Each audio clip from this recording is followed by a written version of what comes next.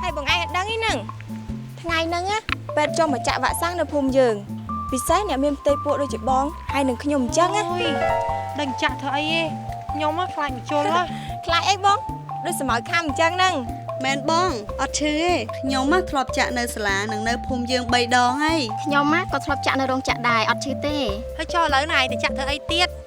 ដើម្បីការពារបានមួយជីវិតយើងត្រូវតែចាក់ឲ្យគ្រប់5ដងបងទៅជាមួយពួកខ្ញុំទៅតើឯង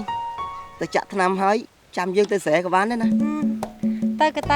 ដើម្បីការពារខ្លួនអ្នកនិងកូនអ្នកឲ្យជៀសផុតពីជំងឺតេតាណូសនៅពេលសម្រាលរួចសូមស្ត្រីគ្រប់រូបចាប់ពីអាយុ15ដល់44ឆ្នាំជាពិសេសស្ត្រីមានផ្ទៃពោះទៅចាក់វ៉ាក់សាំងការពារជំងឺតេតាណូសឲ្យបាន5ដងតាមការកំណត់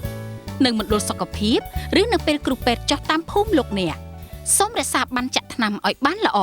ចាក់វ៉ាក់សាំងតេតាណូស5ដងការពារខ្លួនយើងមួយជីវិត